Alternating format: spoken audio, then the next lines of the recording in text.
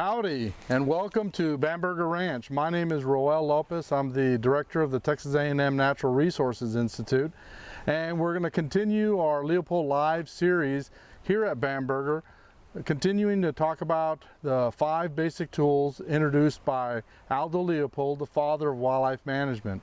These 5 tools include cow, axe, plow, fire, and gun.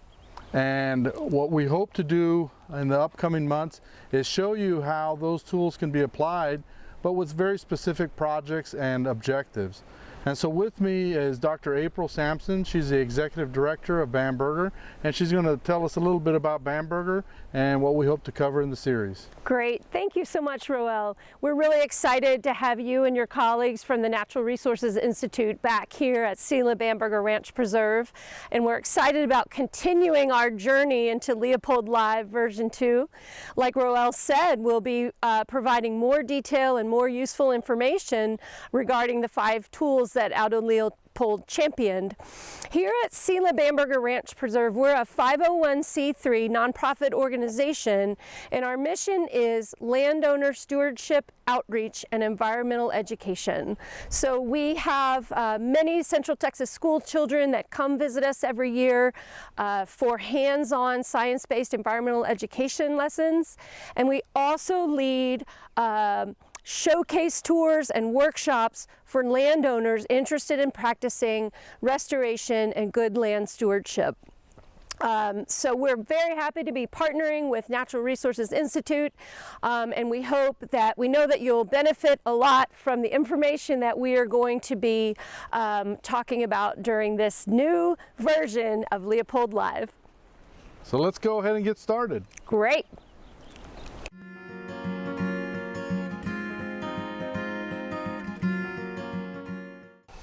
Hi everyone, and welcome back to Bamberger Ranch Preserve. We are so happy to continue our partnership with the Texas A&M Natural Resources Institute on this wonderful and valuable endeavor we call Leopold Live.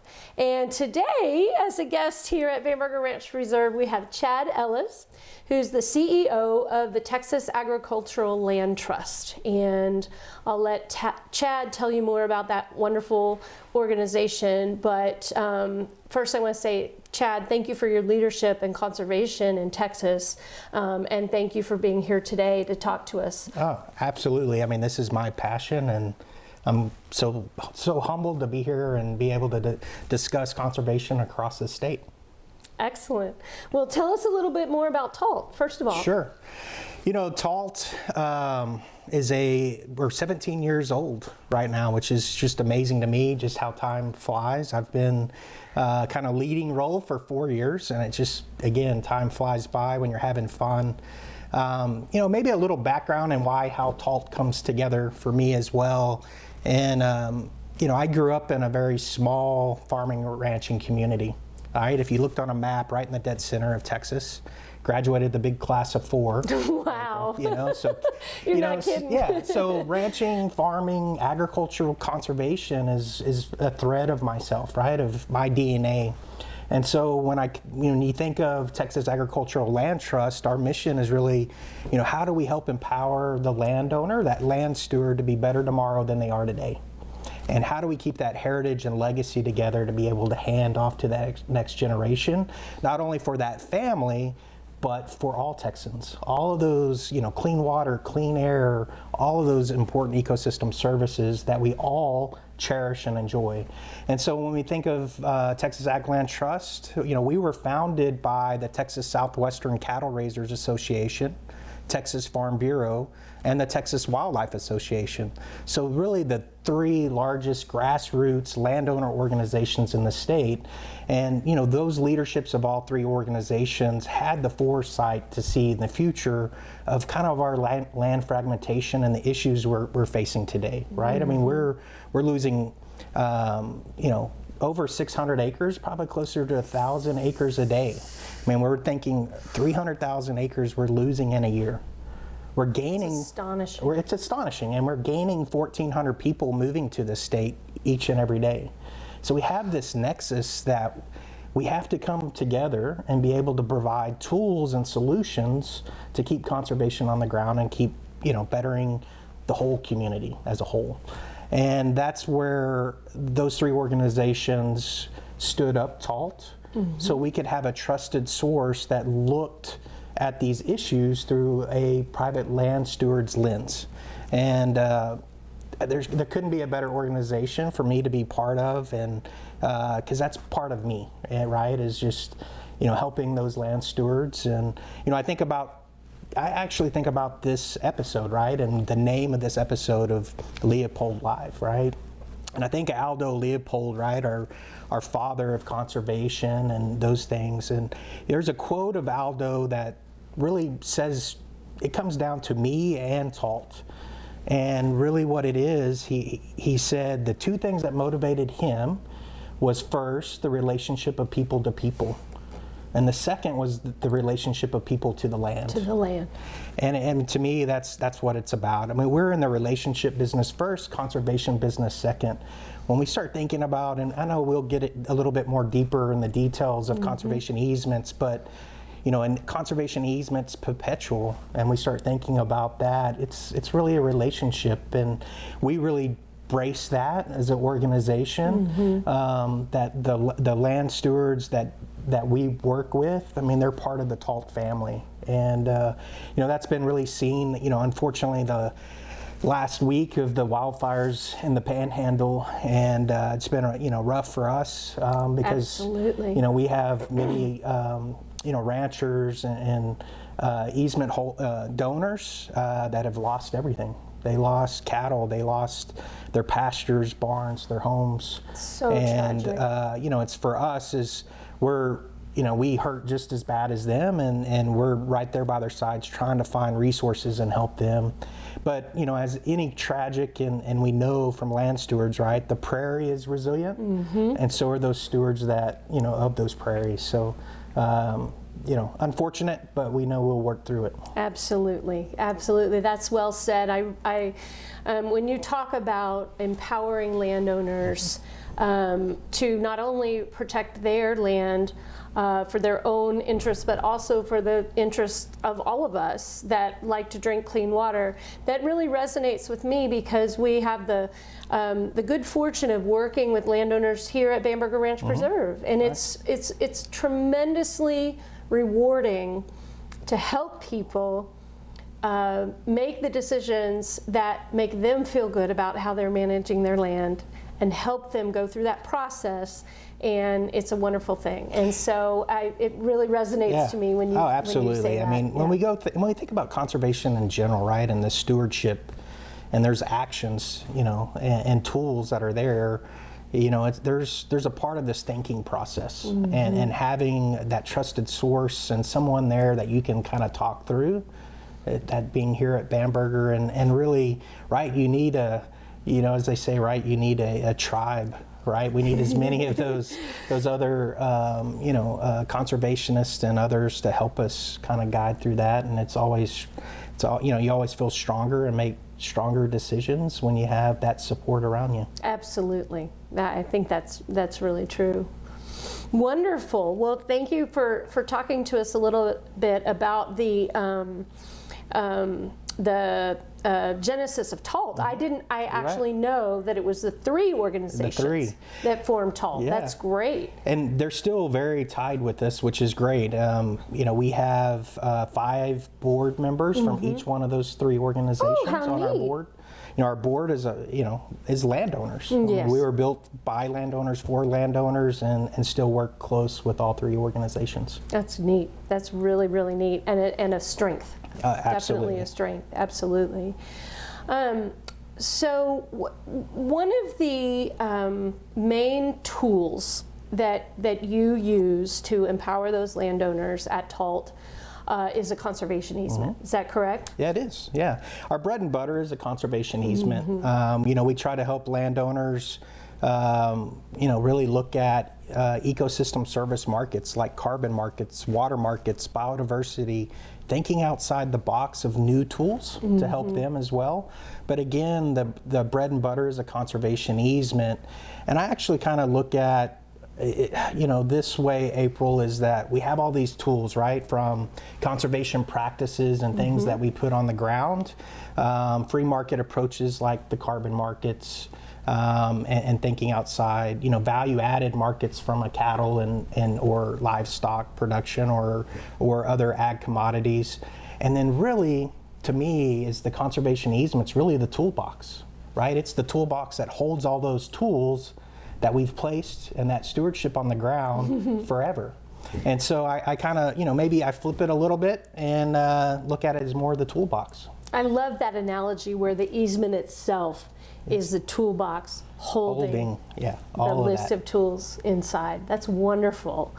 So tell us more about how a conservation easement acts as that toolbox. Right. So a conservation easement is a legal binding agreement that really is tying the goals and objectives and that stewardship conservation goals of that family on the ground forever. And more importantly, it's keeping the working lands working, of providing, from wildlife habitat to clean water, clean air, keeping it, being able to provide, commodities of ag products and things of that nature. And so that's how it's set up. And it's voluntary. That's the other kind of key part of it as well. So it's just, again, is that aspect of taking that step. And to me, it's almost really the ultimate and final step when we think about Aldo Leopold, of that conservation ethic, of really putting it in place in action. Absolutely. I think that's really important, and I think that it's worth taking the time to remind everybody that if they haven't read Aldo Leopold's writings, Exactly. that we would highly recommend doing so, because of that conservation ethic, that land ethic, that he championed that idea, and it's so powerful. It is, absolutely. Kind of maybe dive in a little bit deeper, it's this legal agreement, but there's kind of again, thinking of the working with a land trust is this kind of thinking process, right? And like I always say, you don't know what you don't know, right? And these, some of these things that are new tools or new things, you have to kind of, take bite-sized pieces, right, and process it and see if it is the right tool. That's the first thing and most important thing, is it's, all these tools we're talking about may not be the right tool and the right fit, and timing of these tools is very important, and family aspects and operational aspects. But I think when we think about the process and say, hey, I may be interested in a conservation easement, I want to keep, the blood, sweat, and tears of generations, or just my generation of putting this together, keeping it intact. When you get to that point, it's, my suggestion is really talk to, multiple land trusts. There's 32 land trusts across the state, and we have different missions and visions. For TALT's mission and vision, it's really about, agriculture, conservation. We're a state-based organization. We have other land trusts that are just really based around the hill country, or a particular watershed or a particular county. And so there's a lot of,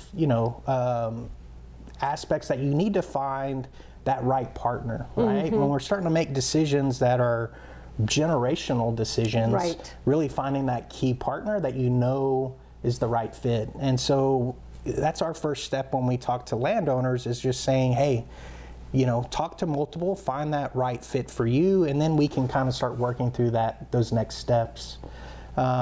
Really, those key next steps for a landowner to think through is, once you found that land trust, there's really two major ones, is thinking of, if I want to build a future house, future cabins, or, what it may be, or future barns, is kind of thinking of how many do I want on my property? Right. Where are those potential locations of those? So we call those building envelopes, and kind of why, as we're starting to build that conservation easement. And then the second really major decision for a landowner is thinking of partitions. So thinking of, are we going to be able to divide this ranch in the future, right? So maybe taking even another step back, April, is that, a conservation easement is really just the development rights of commercial development rights, right? So you're not going to be able to build a, a housing development or Walmart or casino or whatever it may be. It's going to stay in a, a conservation working landscape. And so with that, you still own the land, you still can sell the land, right? It's that aspect. And, we don't dictate or hinder that freedom to operate. We don't tell landowners how to run their operation. We really have a guiding principle at TALT is stewardship requires stewards, and those stewards know how to manage their property. We're a resource for them, so if you have key questions as a landowner of, hey, a management, we'll help you with that, and if we don't know the answer, we're going to help facilitate and bring the right person to help empower those producers. So those are really key components. Absolutely. Let's hit on a couple of those key components. I think you said a really critical word just a bit ago, which is the word forever. And so let's talk about that. Let's talk about perpetuity. Right. That's a long time. That's a long time. Yeah, that is a very long time. And so one of the things we're talking about is protecting this land forever. Correct. And so the first thing I want to say about that is that makes a lot of sense that your advice is for a landowner to really get to know their land trust, because that's a long relationship, isn't it? Absolutely. Absolutely. Yes. And so now talk a little bit more about how those lands are protected forever. Yeah. So that agreement, right, of the conservation easement, has restrictions, right, in that easement, and legal binding restrictions. And so that legal document is going to help keep that property, open space forever. And kind of what happens is there's a process of the land trust comes out, and we monitor that property once a year. And it's not invasive at all, right? It's us coming out there and driving the ranch and saying, "Oh, there's no houses, there's no no Walmart here." So but also having that again is the relationship of talking to them of like, "Hey, are you thinking about building something? What are those, what's in your plans in the future?" And so that we can kind of help and guide and make sure those restrictions are upheld in that easement. Right. And the other thing that I'm really hearing is that there's a lot of opportunity for the land trust and the land steward, the landowner, to talk about what works best for the landowner, right? Absolutely. In other words, we've talked about protection and perpetuity, no Walmart, but we've also talked about a lot of flexibility going into the actual documentation. Is that right? That is absolutely right, and I think that's a really key component, April, is we've helped empower 50 families, and I'm very proud of that. That's wonderful. I'm very proud of that. That is something to be very proud of. And all 50 of those conservation easements, they all look totally different. There is not a cookie cutter aspect, because the goals and objective of each and every family is different. And so we help kind of mold that to meet those goals and objectives. So so we start with a kind of a template, and we kind of work from that template, and then it molds to the family's dynamics. Right, and what they need and what their visions are and their dreams. Absolutely, absolutely. That's really fantastic. And so have you, when conservation easements were first a thing that people were talking about and first legislated, was there as much flexibility back then as there is now, or has it become a process that is more that kind of allows a little more freedom? Yeah, it's a great question. I think what we had, and this is what happens, right? I think is there's multiple types of conservation easements, right? And I think unfortunately it's one of these tools, we're not as informed with, and it all kind of gets thrown into one bucket, right, per se. And so I think there's misinformation where that where those flexibilities are not. So when we think about some of the easements like TALT works on, We hold the easement, but then there's other easements that are held by the government that are much more restrictive. Okay. Like a wetland reserve program is a good one to think about and a good example to talk about. So on that wetland reserve program, USDA Natural Resource Conservation Service holds that easement, but that easement's really about protecting the wetlands on that property. And so with that, they also are restricting grazing and other kind of components when we think about management or philosophies of a operation. And so they're very restrictive and not as much flexibility. And so those are the other things we talk to landowners is kind of understand each one of those opportunities. And maybe there's a aspect, and maybe we dive in a little bit deeper into kind of the types of easements. And so what we have is a donated easement. And so a landowner donates that conservation easement and retains tax benefits. Okay. And that's one option. And the other option is a purchased easement. Okay. And I'll kind of dive into kind of the process and how that comes in. So like I mentioned, it's a real estate transaction. And so when we think about a real estate transaction, just like buying a home, right? You're going to have an appraiser come out. They're going to, here's the fair market value of your home. Right. Right. And so it's the same kind of process when we think about a conservation easement. The appraiser is going to come out and say, here's the fair market value of the ranch. And then they're going to do a second part, which is they start looking at what is the development pressure? What are the other conservation values? They're going to look at how many home sites did you decide, those building envelopes. Right. How many that you partitions. spoke about earlier. Yeah. Right. And it starts it factors into that. And then they come up with here's the conservation value. Okay. And then that value is what's used for either a 100% donated easement, and then you can utilize that for tax benefits to offset capital gains. So you can utilize it for the year we close plus 15 years after. Which is a nice tool for certain situations for certain families. It also helps is another tool for when we start thinking about generational transfer, right? And estate planning of being able to lower that basis and kind of help in that aspect of moving property down to the next generation.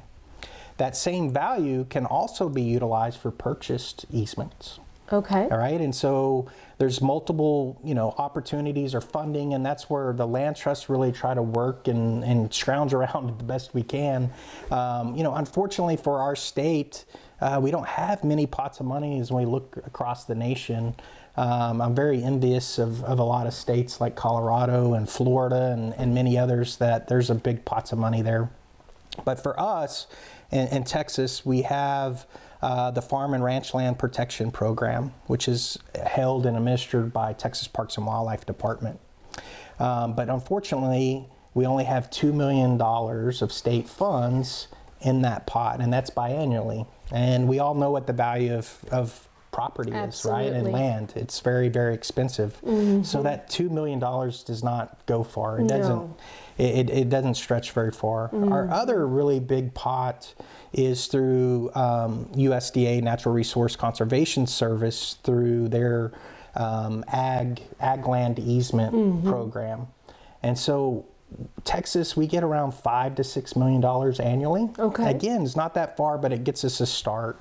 For sure. As we start moving forward. And so, the other benefits is, we have, I would say a very strong philanthropic conservation community in the state, which is such a blessing. Yes, it really is a blessing. It really is. And there's many foundations that will, help with some funding, but they're not going to be able to pay a full. But so we have to look at finding multiple pots and try to put them together and blend those components. Sure. And so at the end of the day, April, what really happens is what we call a bargain sale. And that when we get to that purchase, there's probably going to be a portion of that where the landowner's going to donate. Okay. And they may only get, 50 to 70, 80% of that conservation value. But in some sense, that actually works well for most landowners, is because then you can kind of offset those capital gains with that portion of donation. Right. Right, which is a wonderful, It's a wonderful, again, a wonderful tool. Absolutely, Yeah. absolutely. Excellent. So what is the, in your experience, what is kind of the first step a family might take? Like when they're first thinking about, okay, you know, long term, thinking about their land, thinking about how they love their land like their right arm. Yeah, What is they, for sure. What are kind of the first steps that they might take? Yeah, you know, it's a great question, and it's not an easy one because every family and every situation is different in the way they think through it. You know, what we always encourage is really bringing the next generation part of that conversation, right? And because this is a family decision, and how, you know, the next generation is going to need to understand how that easement works and how it fits into them. So we always encourage that. That doesn't necessarily always fit the right families and situations. You know, it really, you know, we can close an easement, especially a donated, because we won't have have to go through the funding source and what's ever needed there. Sure. You know, we can close one in 3 to 4 months, 5 months, you know, so we can, and that's the family has to have already been thinking about this, right? And there's a lot of those decisions. But on average, really, April, we're probably 2.5 to 3 years by the time we have the first conversation, right? Of, you know, around the kitchen table till we close, because there's just a lot of those components. And it's funny when we think about, comes back again, forever, perpetual, when we start thinking about building envelopes and partitions, it's really easy to get in your head, and you start thinking of, you know, 4 generations from now that I will never meet or know, where would they really want this home, right? And there's those things, and that's where we always encourage landowners to let us help and be part of that. The conversation of not us to tell them what to do, but it's a thinking process that we sort of can kind of help them think through these things and guide them. Absolutely, especially with your experience and having worked with other families. Absolutely. Some ideas exactly. Yeah, we talk about those ideas, and more importantly, what we do too is we'll guide them and say, hey, why don't you call this landowner, right? And let them talk about those situations, which is really, really important for them to hear from another family and what their thoughts and why they made, you know, certain decisions in their easement. And that's, to me, is, you know, again, it's a relationship business, and it's the fun part. That's well said. That's well said. And I can imagine how valuable that would be for a family trying to think through this process, to talk to one that has already done it. And how they came about making the decisions that they made. Yeah, and you know, we see different. You know, I can go from story to story to so many of the families, but there's some families that I can think of, you know, recently, and it was kind of an aha moment for me. Is there, you know, blood, sweat, and tears? They put this ranch together. As a husband and wife, just putting it together is amazing. And it's just like a lot of operations across our state, is most operations can only support one family, right? And so this family's in their 70s. The kids have already had to go find other careers and other things. And now there's kind of this disconnect, and they're not 100% sure if any of the children are going to come back to the ranch. Right. But they made this decision of like, hey, we're gonna move forward. We're gonna put this, a conservation easement and keep this property whole and keep it a working landscape. And it's in their mind, it's up to the children to make that decision. Are they going to come back? Or if they sell it, they're okay with that now, because they know this easement is there, and then whoever buys it is going to love and take care of that land just as much as them. And it was just it's really neat to hear them and that kind of perspective of them thinking through, that process. And the thing that was, I have lots of special moments and very blessed in this field and working with families. But we went to their ranch and stayed the night and had all these conversations, and we got up the next morning and I was talking to the gentleman and, how'd you sleep? And, he looked at it and he's like, Chad, that was the best night's sleep I've had in over 30 years. He's like, I know this place is going to be taken care of. It's really special. special. It is. And it's a reminder to us about how important lands are to people that have cared for them and loved them for many years. You know, and that family cares for all Texans, right? They care for everybody beyond their family. Yeah. You know, what they're giving. So. Absolutely.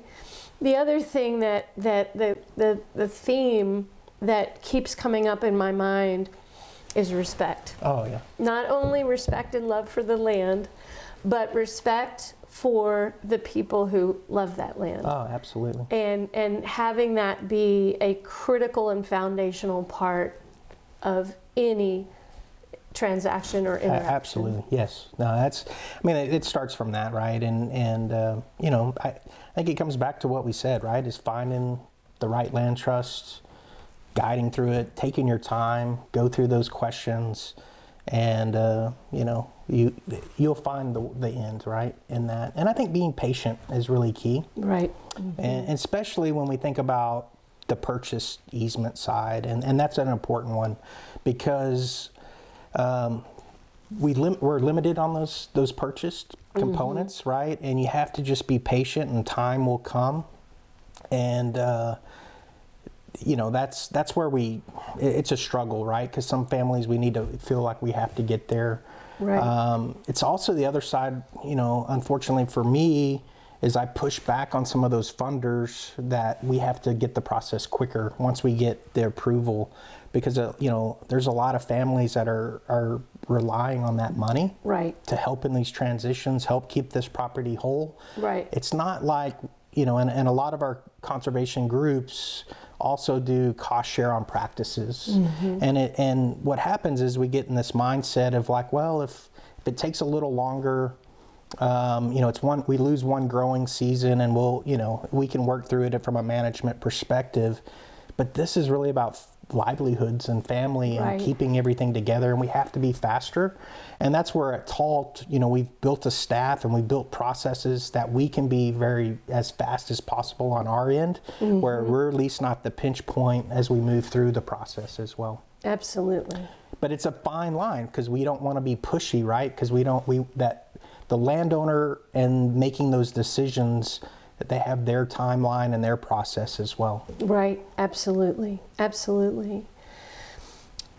Can you talk a little bit about whether you have, in your experience, observed that there may be any negative connotation with the word easement? Have you encountered that at all? No, yeah, we have, right? And you know, Blair Fitzsimmons was the founder of Texas Ag Land Trust, and I always kind of, you know, tell Blair I couldn't have done it, you know, 17 years ago, especially when we think about, you know, negative pushback and anti, you know, she was just able to kind of guide through that and had a lot of tough conversations and being called out in a lot of things. And I was like, I didn't have the patience, you know, but we still have those same issues today. But what helps, right, is that we have a lot of families that have used the conservation easements. We have a network where producers can, you know, peer-to-peer network. And I think we see more of a positive component. Also think part of it is a situation of where we are today. Right, we look at our average age of our landowners, and we're pushing 65 plus years of age. Right. So I think, you know, we're going to see the largest generational transfer of wealth, and most of that wealth's in land, in the next 10 years. Wow. Right, and so those, you know, we're at this dynamics, and we're seeing it at TALT. I will say this too, April, is one of the you know, interesting to me is this the human dementia and how we think and how we make decisions. There's a lot in our families we're working with now in the last 2 years that it seems like when you reach 70 years of age, you flip the switch and it's like, I'm not a spring chicken anymore and I got to make some decisions, right? And so it's really eye-opening to me of some of those decisions and how that process comes together of you know, where they are kind of in the journey. In the journey, exactly. In the journey. Yeah, that's a good way to put it. And that gives me the opportunity to go back to another word that you used earlier, which I think is really important, which is the word voluntary, right? Absolutely. I think that every once in a while, I will hear an observation that might indicate that the landowner may not have a lot of choice, but I think that is another one of those. It's a myth, right? It's a myth, like other myths that we've talked about in the last few minutes. Yeah. Because it's a voluntary arrangement. Absolutely, it's a voluntary conservation, right? Yes. So the families choose and what they want to do and how, and choose kind of, the dynamics, right? Of, like we talked about, the goals and objectives are in that easement. So it's not like an eminent domain or something of that nature where there's a take. Right. Right. I mean, this is a 100% voluntary conservation. Right. And I feel like also that's one of the wonderful ways that your organization contributes to conservation is to share that message. Absolutely. That it's not a taking at all. It's a voluntary agreement, and which is why it empowers families. Absolutely. Yes. Absolutely. Yeah. And, and some of the things, and we think about the tools, and, I talked about conservation easements, and we kind of talked about our other side, what I call additive conservation. Yes, yes. Of the markets and other things. And so, and that's really important to me, and it was really important when I stepped in at Talt, because when I came to Talt, we had a number of families that had easements for 10 years, and they were already starting to hand off to the next generation. Right. And I always kind of talk about it that, the family has this conservation apple, and they took a bite of that apple, right? And they put a conservation easement. But now it goes to the next generation, and they're looking at this apple and like, I have one less tool, or there's a bite out of this. What do I do? And just because we have a conservation easement doesn't mean that we can still keep it together, right? We're keeping it from being developed, but it's still a business at the end of the day, right? There still has to be income. And so that's where we work really hard of looking at other financial incentives that we can stack and add, right? This additive component back to those easements and help those families. And I really feel too, with that easement, what we try to do is say like a carbon market or water market or biodiversity market. What we try to do is really kind of help in that and those decisions and that thinking process as well. But then we're also trying to get the best price. We're trying to get a premium for those credits. Right. Because from a buyer's perspective, right, if you're McDonald's or Walmart buying these credits and you know that this property has a conservation easement, right, your investment in that conservation, it's going to be good forever. Right? It's not going to be like I'm buying a credit and then 5 years from now it's concrete, right, which is the last crop, right? And so that's another piece that we really work hard towards that. And again, like I mentioned, it's easements, not the right tool for everyone in every situation. And so the other side we're trying to do is work with landowners that may not have conservation easements, but help them in that additive conservation in those markets. Sure. And then, if the timing's right, then we can kind of help and build that relationship with them. Wonderful. That's great. Yeah. Again, more tools. The more tools there are, we need more. We need more. Innovation is the key for us, right? To think of what we're facing today of land fragmentation and more population, and we got to have more tools and think outside the box. Especially since the fragmentation and the increase in population is not going to change. That is only going to speed up. Yeah, absolutely. For sure. Well, what are so we've talked about how conservation easements can be a fantastic tool. We've talked about additional tools that you like to help landowners implement. What are some of the major barriers that a landowner might encounter once they're thinking about placing a conservation easement? I think some of the barriers, could be the financial side if they really, we think about most landowners, right? We're land rich, cash poor, and so those become a barrier, and those are some things. And this is a real barrier, April, is when we start thinking about, especially a donated easement. And I didn't get into this earlier this is probably one of the barriers, is that it's a real estate transaction. There's costs, right?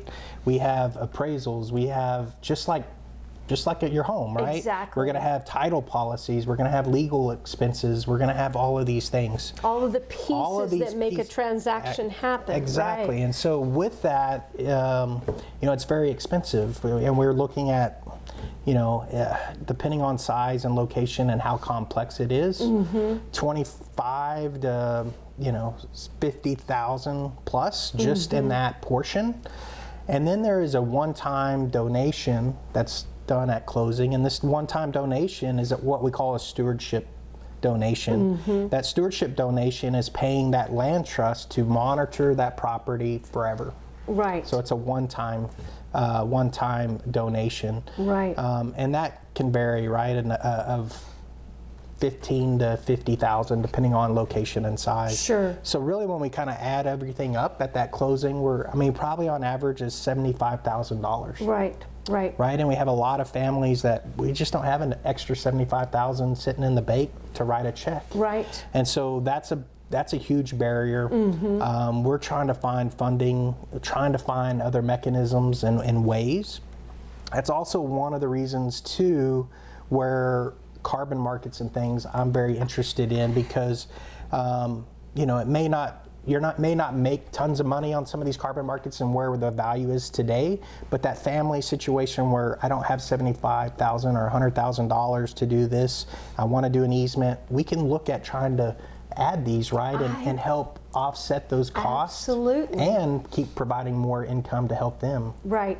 Yes, I wondered about that. If part of the idea behind the additive conservation was helping those landowners support financially this transaction that they're entering. Yeah. Absolutely. And so we're kind of thinking forward, in the last 18 months, we've been very fortunate here in Texas of extra money coming in. With the Inflation Reduction Act that came, they put more money into conservation easements. We've been very fortunate across the state with multiple conservation partners of the Regional Conservation Partnership Program, RCPP, that Natural Resource Conservation Service holds. And we've had multiple kind of key areas, focal areas that $25 million that are focused on easements to kind of help too. Wonderful. And for TALT ourselves with the IRA, with some multiple RCPPs, in the last 18 months, we've been able to secure roughly around $80 million that are going straight to the landowner. And that's not counting some of the other, other partners, conservation partners across the state have brought some other monies too, which is phenomenal, right? When we start thinking about, we're, roughly, in the last 10 years, roughly probably on average 7 million in this space. We've put more money in the last 18 months a year than we've had in the last 10, which is it's remarkable. It's remarkable, right? But we need more, right? And trying to be creative and find other ways. Absolutely, yeah, absolutely. That's great. That's great. We hope that that trend can continue, and Absolutely. like you said, continuing to be open-minded and creative about making sure that we can support those landowners in their... Yeah, but I think if we look historically, right, we see these ups and downs of funding opportunities, and that's where, that's my strength, is being innovative and thinking through and outside the box and trying to think of other ways, knowing that these flows are gonna go away. Right. But the need for the family and the need for the tool for these families to keep everything together is still gonna be there, and so we have to keep finding other ways and other tools. We're really trying to look at some other models as well of habitat lease approach. Where maybe it's a lack of a better term, right? A short-term agreement. Maybe it's a 10 to a 30-year agreement that gets to the next generation, and then we can look at that. And I'm trying to develop that too, is where we can do a kind of a short-term agreement habitat lease with an option, right? So maybe we can add an option to a perpetual easement in that as well. So trying to think and trying to fine-tune all of these tools together. And that's where, you know, talking to so many families and hearing what they kind of need or wish they had gets my wheels turning to try to make that happen. Absolutely. Sounds like that's one of your passions. It is, absolutely, absolutely. It's a good passion to have. What other sentiments would you like to share with in general? Like, it could be someone who's thinking about a conservation easement. It could be someone who doesn't know much about it, but has already in the past half an hour become much more educated about it. It could be somebody who has heard from a neighbor something negative about conservation easement. What additional sentiment would you like to share about the idea in general? Yeah, I think the main thing is just keeping your, you know, open mind, right? And then gather more information. And there's a lot of good information. You know, we have a lot on our website and materials.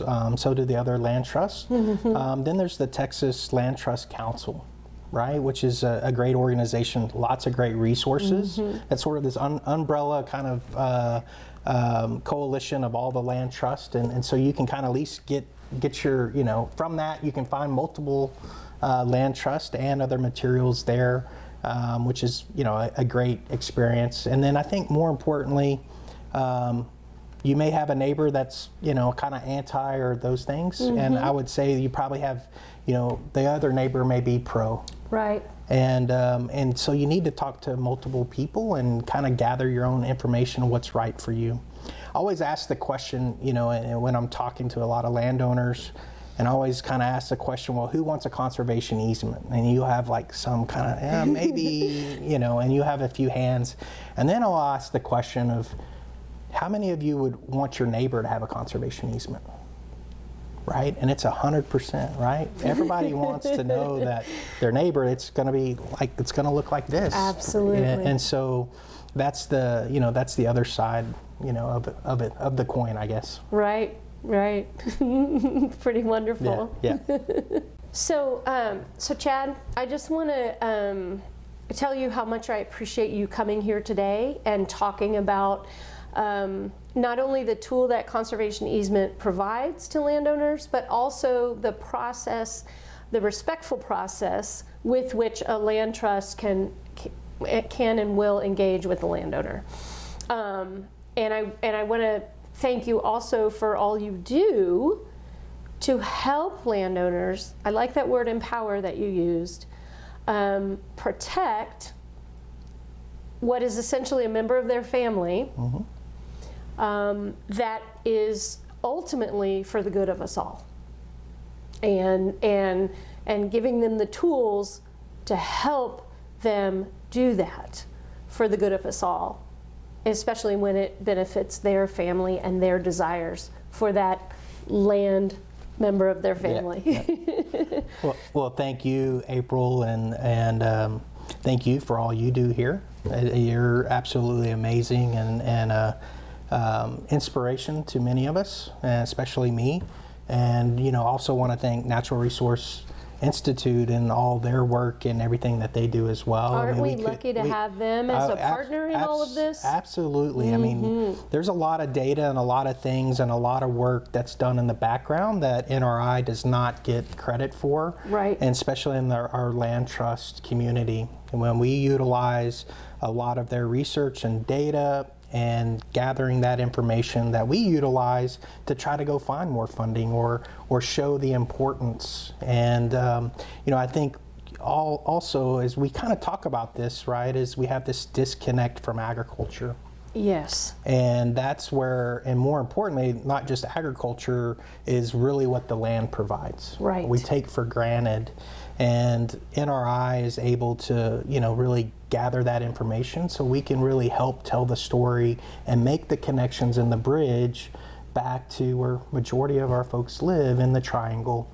But what's important is, like, outside these windows of what you and all your staff here at this ranch provide outside, what I call outside the farm gate or the ranch gate, right? Beyond the fence line, back to the community of those things. And so without the great partnerships we have in this state, I couldn't imagine where we are. So again, thank you so much.